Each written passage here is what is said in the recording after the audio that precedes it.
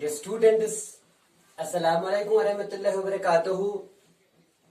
पिछले टॉपिक में हमने बात की थी प्रेजेंटेशन फार्मर्स, जो कि क्लास 9th का चैप्टर 7 है। तो इसमें हमने बात की थी 3 कंट्रीज की। एक तो स्मॉल कॉटेजर्स ऑफ इंग्लैंड, दूसरी व्हीट फार्मर्स ऑफ यूएसए जिसको bread basket and dust bowl भी कहा जाता है, और तीसरी कंट्री जो है ओपियम प्रोड्यूसर्स ऑफ बंगाल, जो कि इंडिया से ताल्लुक रखते हैं। तो पिछले टॉपिक में हमने बात की थी स्मॉल कॉटेजर्स ऑफ इंग्लैंड की बात की थी।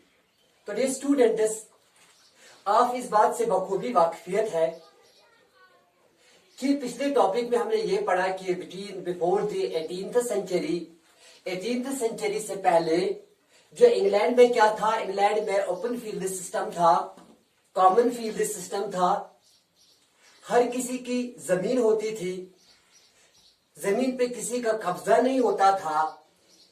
जो जहां चाहे वहां जमीन स्ट्रिप ऑफ लैंड इस्तेमाल कर सकता था बिफोर द 18th सेंचुरी। लेकिन अचानक क्या हुआ, ये open field system, common land system England में तब चेंज हुआ, एनक्लोजिंग लैंड में तब्दील हुआ जब 16th सेंचुरी के शुरू में वूल की प्राइस वर्ल्ड मार्केट में बढ़ गई। यानी ऊन की कीमत वर्ल्ड मार्केट में काफी हद तक बढ़ गई। जो रिच फार्मर्स थे इंग्लैंड में, जो रिच फार्मर्स थे, उन्होंने क्या किया, उन्होंने इस वूल की प्रोडक्शन को इंप्रूव करने के लिए उन्होंने बहुत सारे शीप को ग्रीज किए, उन्होंने बहुत सारे शीप की ब्रीड को इंप्रूव किया। और इसके लिए जो पास्चर्स थे, जो ग्रासलैंड थे, जो कि उससे पहले इंग्लैंड में कॉमन लैंड मानी जाती थी, ओपन फील्ड माने जाते थे, ओपन लैंड माने जाते थे, जो वहां के जो पास्चर्स थे, जो ग्रासलैंड थे। तो इंग्लैंड के रिच फार्मर्स ने इस वूल की प्रोडक्शन को इंप्रूव करने के लिए जो ये कॉमन लैंड थी, इंग्लैंड की जो कॉमन लैंड थी, इंग्लैंड की जो पास्चर्स थे, जो ग्रासलैंड थे, उन पे कब्जा किया। उनको जो उससे पहले कॉमन लैंड मानी जाती थी, ओपन फील्ड मानी जाती, तो उन पे कब्जा किया, उनको एनक्लोज करे, उन पे बड़ी बड़ी दीवारें, ऊंची दीवारें खड़ा कर दी, ताकि ज्यादा से ज्यादा प्रॉफिट मिले, ताकि ज्यादा से ज्यादा शीप को ग्रीज करे, ताकि ज्यादा से ज्यादा इंप्रूव वूल की प्रोडक्शन को इंप्रूव मिले और ज्यादा से ज्यादा प्रॉफिट मिले।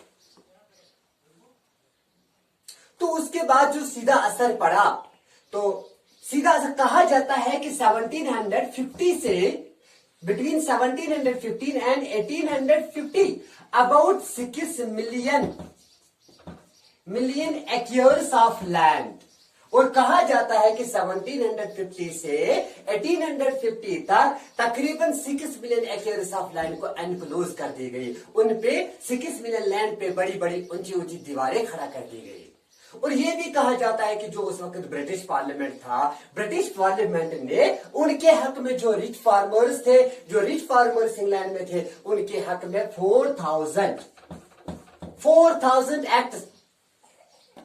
4,000 एक्ट्स को पास किए। जो ब्रिटिश पार्लियामेंट था उस वक्त, तो ब्रिटिश पार्लियामेंट ने इन रिच फार्मर्स के लिए तकरीबन 4,000 एक्ट्स को पास किए, जिसमें एनक्लोजिंग लैंड को लीगलाइज कर दिया गया। तो ये पिछले टॉपिक में हमने पढ़ा। अब क्वेश्चन इस तरह है, अब सवाल उठता है कि ब्रिटिश पार्लियामेंट ने ऐसा क्यों किया, ब्रिटिश पार्लियामेंट ने 4,000 एक्ट को पास क्यों किए, इन रिच फार्मर्स के हक में इतने 4,000 एक्ट्स पास क्यों किए, जिसमें लीगलाइज कर दी गई, एनक्लोजिंग लैंड को लीगलाइज कर दी गई। तो अब सवाल उठता है कि ब्रिटिश पार्लियामेंट ने ऐसा क्यों किया। इसके लिए बहुत सारे क्वेश्चन अराइज होते हैं, उसके लिए बहुत सारे रीजंस है। वो रीजंस मैं आपको बताऊंगा कि ब्रिटिश पार्लियामेंट ने ऐसा क्यों किया, ब्रिटिश पार्लियामेंट ने 4,000 एक्ट्स को पास क्यों किए, रिच फार्मर्स के लिए इतने एक्ट्स पास क्यों किए, क्यों ब्रिटिश पार्लियामेंट ने लीगलाइज कर दी, एनक्लोजिंग लैंड को लीगलाइज कर दी। एक रीजन था, कहा जाता है कि 1750 बिटवीन 1715 एंड 1900 में, 1900 तक, 1750 से 1950 तक जो पॉपुलेशन इंग्लैंड की थी बहुत ज्यादा, हद से ज्यादा इंक्रीज हो गई। कहा जाता है 1750 में जो इंग्लैंड की पॉपुलेशन थी वो थी 7 मिलियन। यानी 1750 क्यों किया, यानी ब्रिटिश पार्लियामेंट ने इन सारे 4000 एक्ट्स को पास क्यों किया, एनक्लोज्ड लैंड को लीगलाइज क्यों कर दिया गया। रीजन ये था कि 1750 से 1900 तक जो पॉपुलेशन थी इंग्लैंड की वो काफी ज्यादा हद तक बढ़ गई। कहा जाता है कि 1750 में इंग्लैंड की जो पॉपुलेशन थी वो थी 7 मिलियन, और यही पॉपुलेशन 1850 में यही पॉपुलेशन पहुंच गई 21 मिलियन, और 1900 में यही पॉपुलेशन पहुंच गई 13 मिलियन। यानी 1750 से 1900 तक जो पॉपुलेशन थी इंग्लैंड की जो पॉपुलेशन थी वो काफी हद तक बढ़ गई। कहा जाता है 1750 में इंग्लैंड की जो पॉपुलेशन थी वो थी 7 मिलियन, और 1850 तक यही पॉपुलेशन पहुंच गई 21 मिलियन, और 1900 में यही पॉपुलेशन पहुंच गई 30 मिलियन। और इसका मतलब यह है कि बढ़ती हुई आबादी का मसला पैदा हुआ इंग्लैंड में, और बढ़ती हुई आबादी के लिए फूड ग्रेन्स की काफी जरूरत होती थी। तो इसीलिए ब्रिटिश पार्लियामेंट ने जो रिच फार्मर्स थे, जो रिच फार्मर्स काम कर रहे थे, जो रिच फार्मर्स अपने फार्म हाउसेस में काम कर रहे थे इंग्लैंड में, तो उनको कहा गया था आप ज्यादा से ज्यादा लैंड को एनक्लोज करो। जो ओपन लैंड थी, जो कॉमन लैंड थी, और रिच फार्मर्स को कहा गया है कि आप ज्यादा से ज्यादा लैंड को एनक्लोज करो, ताकि जो बढ़ती हुई आबादी हो, जो बढ़ती हुई आबादी इंग्लैंड हो, उनको क्या मिले, उनको फूड ग्रेन्स मिले। इसीलिए ब्रिटिश पार्लियामेंट ने इन एक्ट को पास किया, 4000 एक्ट्स को पास किया, ताकि बढ़ती हुई आबादी के लिए जो फूड ग्रेन्स हो, फूड ग्रेन्स हासिल हो सके। तो दूसरी बात ये थी कि 1830 में क्या हुआ, 1830 में क्या हुआ, मिडिल ऑफ द 1830 में क्या हुआ, France was war with England. France को जंग लड़ना पड़ा इंग्लैंड के साथ। जो उस वक्त इंपोर्ट होती थी, जो फूड ग्रेन्स वो रोकी गई थी, और जो ये रिच फार्मर्स काम कर रहे थे इंग्लैंड में, उनको कहा गया ज्यादा से ज्यादा ऑफ लैंड को एनक्लोज करो, ज्यादा से ज्यादा लैंड आप अपने कब्जे में ले लो, ताकि बढ़ती हुई आबादी के लिए फूड ग्रेन हासिल हो सके।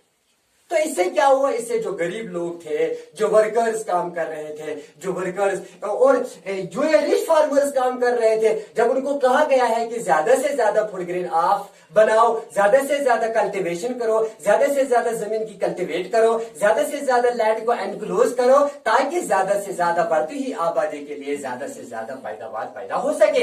तो उन्होंने क्या किया, जो रिच फार्मर्स काम कर रहे थे, जिनके फार्म हाउसेज में वर्कर्स काम कर रहे थे, जिनके फार्म हाउसेज में लेबर्स काम कर रहे थे, तो उन्होंने मशीनरीज का इस्तेमाल किया।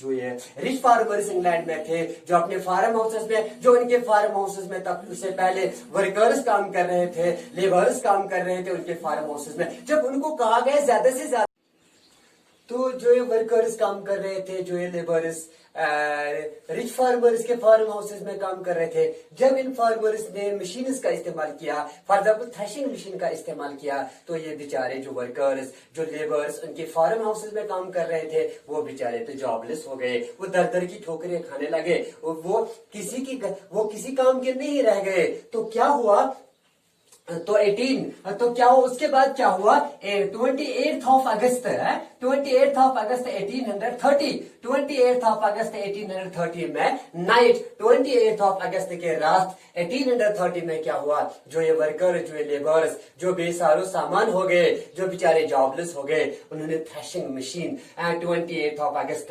1830 में थ्रेशिंग मशीन को डिस्ट्रॉय किया, उसको खत्म कर दिया गया है। तो 2 सालों तक तकरीबन 387 थ्रेशिंग मशीन को डिस्ट्रॉय कर दिया गया। 2 साल के बाद पहली मशीन जो थ्रेशिंग मशीन थी 28 अगस्त 1830 में, पहले जो ये फार्मर्स, रिच फार्मर्स की जो थ्रेशिंग मशीन थी उसको डिस्ट्रॉय कर दिया। इन लेबर्सों, इन वर्कर्स ने जो बेचारे बेसरो सामान हो गए, जो जॉबलेस हो गए, उन्होंने 28 अगस्त 1830 में इन रिच फार्मर्स की जो थ्रेशिंग मशीन लाई गई थी उसको डिस्ट्रॉय कर दिया। तो 2 साल तक उन्होंने 387 और 387 थ्रेशिंग मशीन को डिस्ट्रॉय कर देगा। तो most of the farmers received, और बहुत सारे फार्मर्स ने रिसीव किया थ्रेटनिंग लेटर्स, खौफ ज़दा वाली लेटर्स रिसीव उन्होंने किया, जिसपे ये कहा गया, जिसपे ये लिखा गया कि आप थ्रेशिंग मशीन का इस्तेमाल नहीं कर सकते। And most of the farmers receiving the threatening letters, using them not to use and telling them not to use the threshing machines, and most of the letters are signed by the Captain Swiring, और बहुत सारे letters पे captain swing का sign था। Was captain swing? Captain swing was a mythic name. और उसके बाद जो दूसरा टॉपिक है, दूसरे टॉपिक में हम पढ़ेंगे, उसके बाद दूसरे टॉपिक में ये पढ़ेंगे।